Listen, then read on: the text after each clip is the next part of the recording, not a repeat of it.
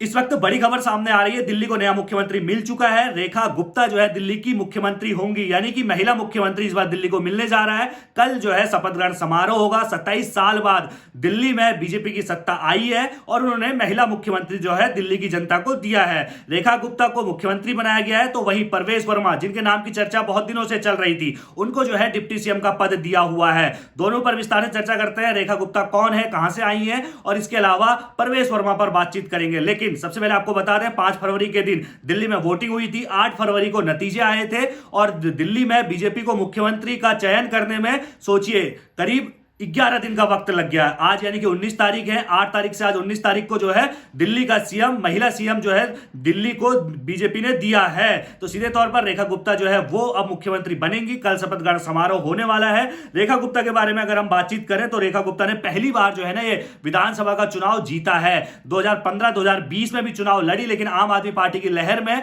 रेखा गुप्ता हार गई। लेकिन 2020 में शालीमार बाग से जो है विधायक चुनी गई और उनको अब जो है मुख्यमंत्री बनाया गया है। उन्होंने विधानसभा चुनाव में आम आदमी पार्टी की उम्मीदवार वंदना कुमारी को 29,595 वोटों से हराया था। रेखा गुप्ता बचपन से ही राष्ट्रीय स्वयंसेवक संघ यानी कि आरएसएस की सक्रिय सदस्य हैं। संघ की छात्र शाखा अखिल भारतीय विद्यार्थी परिषद यानी कि एबीवीपी के जरिए उन्होंने छात्र राजनीति में प्रवेश किया। 1994 से 95 में वह दौलत राम कॉलेज में सचिव चुनी गई। 1995 से 96 में दिल्ली की विश्वविद्यालय छात्र संघ यानी कि DUSU की सचिव बनी। 1996 से 97 में दिल्ली विश्वविद्यालय छात्र संघ की अध्यक्ष बनी, यानी कि जो उनका बचपन है वो आरएसएस के सदस्यता के तौर पे गुजरा, यानी कि उन्होंने आरएसएस की सदस्यता बचपन में ले ली थी। उसके बाद जब वो छात्र थी उस समय कई सारी उपाधि, कई सारे पदों पर वो रही। अब बात की जाए बीजेपी की, तो बीजेपी में भी उनके पास जो है बहुत सारे पद रहे।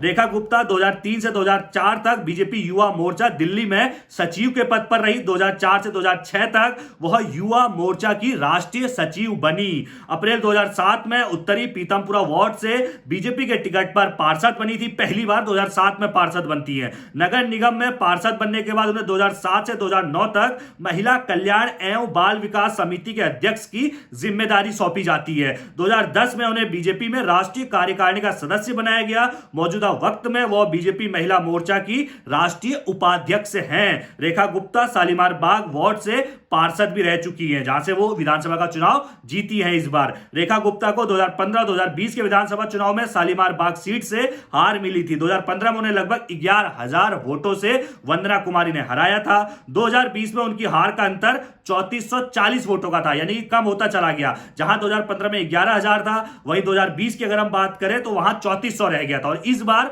29,000 से ज्यादा वोटों से हराया, यानी कि पुराना सारा बदला जो है वो रेखा गुप्ता ने इस चुनाव में ले लिया और बीजेपी ने उसका इनाम जो है वो दिया है और सीधे तौर पर उन्हें जो है मुख्यमंत्री बना दिया गया है। अब बात करते हैं रेखा गुप्ता रहने वाली कहां की थी। रेखा गुप्ता मूल रूप से हरियाणा के जिंद की रहने वाली है। उनका पुश्तैनी गांव नंदगढ़ जिंद के जुलाना इलाके में है। यहां उनके दादा मनीराम और परिवार के बाकी लोग अभी भी रहते हैं। रेखा के पिता जय भगवान की नौकरी दिल्ली में लग गई थी, इसलिए उनका पूरा परिवार दिल्ली में शिफ्ट हो गया। रेखा गुप्ता की स्कूली पढ़ाई से लेकर ग्रेजुएशन तक सब कुछ दिल्ली में हुआ है। रेखा गुप्ता की 1998 में मनीष गुप्ता से शादी हुई थी। मनीष गुप्ता स्पेयर पार्ट्स का कारोबार करते हैं। अपने राजनीतिक करियर के दौरान रेखा गुप्ता जो है वो लोगों के साथ जुड़ी रही और उन्होंने कई राजनीतिक और सामाजिक कार्यक्रमों में सक्रिय रूप से भाग भी लिया और आज जो है बीजेपी ने उन्हें इनाम दिया है। दिल्ली का मुख्यमंत्री अब रेखा गुप्ता को बनाया गया है और कल जो है भव्य शपथ ग्रहण समारोह होने वाला है। नामों की चर्चा, कई सारे जो है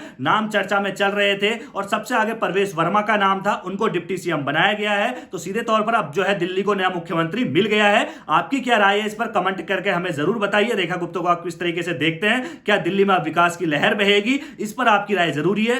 कमेंट बॉक्स आपके लिए खुला है। मुझे दीजिए इजाजत, धन्यवाद।